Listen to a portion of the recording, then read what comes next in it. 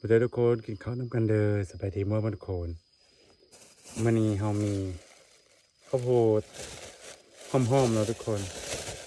ข้าวโพดหอมจังแล้วก็มีข้าวนำเด้อทุกคนนี่มีข้าวล้างมือและจ้ามื้อนี้เฮ็ดเวียกไล่มือจนแตกโอ้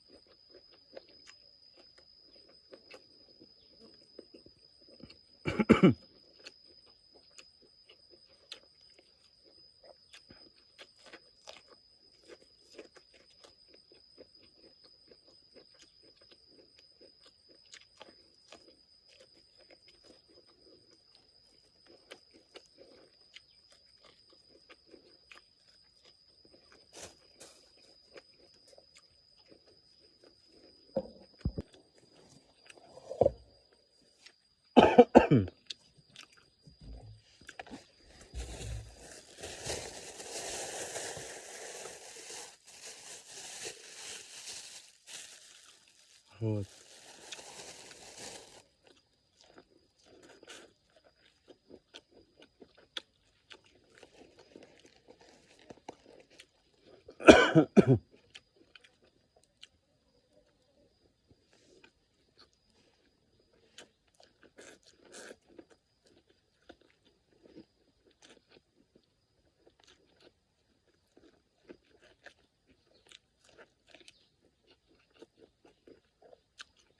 ข้าวโพดหวานเด้อทุกคน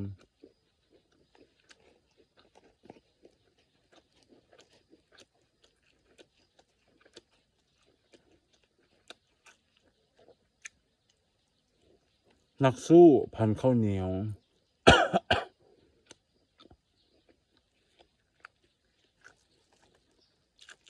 เคยเบิ่งหนังอันจนบังไฟบ่ทุกคนอันบักอันนั่นน่ะกูหิวข้าวอันนั้นอืม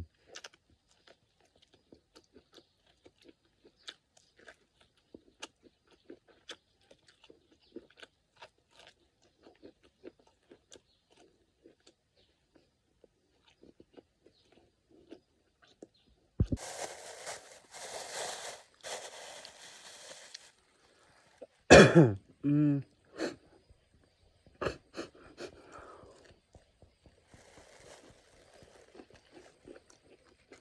เขาคนหูดัง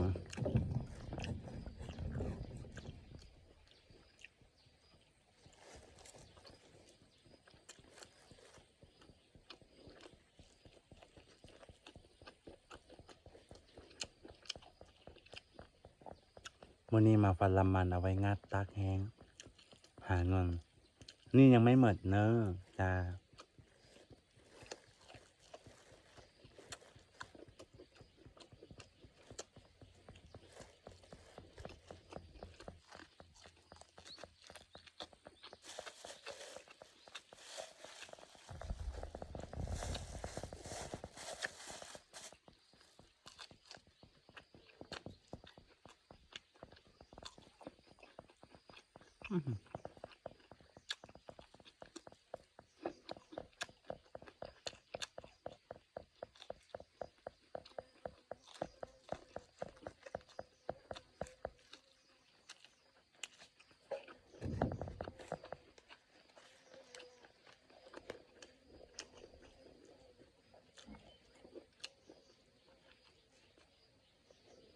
อืม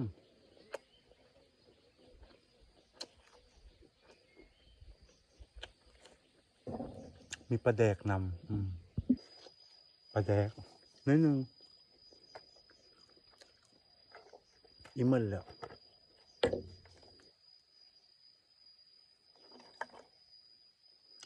กินได้อยู่มั้งจำพอแต่อิ่มแล้วก็ฮักคอนแล้วก็ไปเฮ็ดเวียกต่อ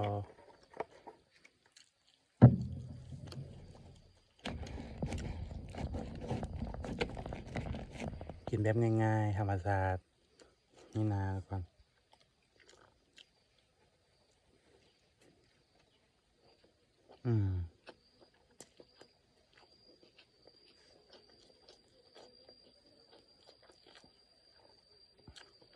น้ำปลาร้าต้มสุกปรุงรส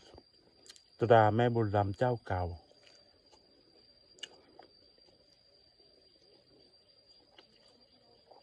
รู้สึกว่าป้าไว้ดนเขาเกิดแก้ดูจังสิมันสิเบิดขวดเราเข็มเริ่มเข็มเขามันน่าจะฮอนเกลืออยู่กลมันมั้งเนาะตอนเอามาจำตอนแรกแค่บ่เข็มบ่ได้ยันขวดนะแต่กระแสพอดีนัว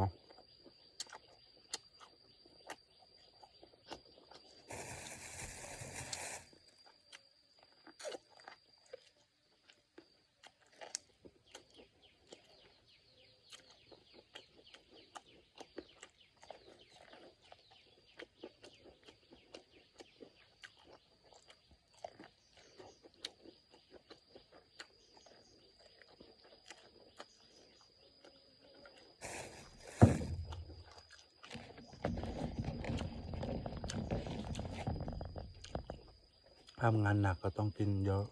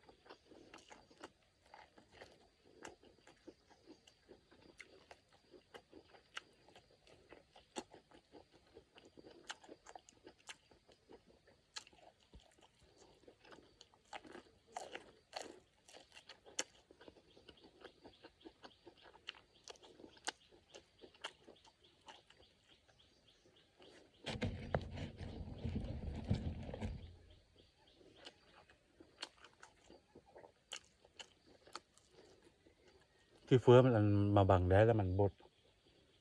อืม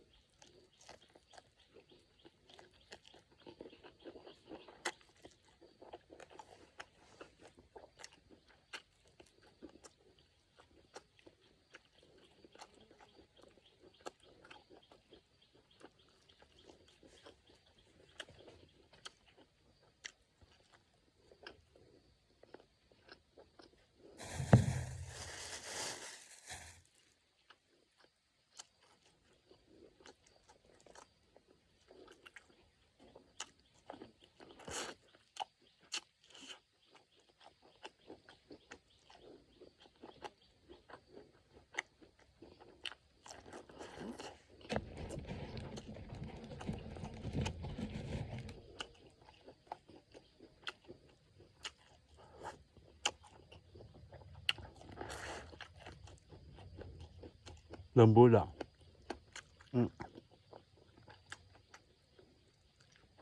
หัดก้อนหินกรอบเนาะ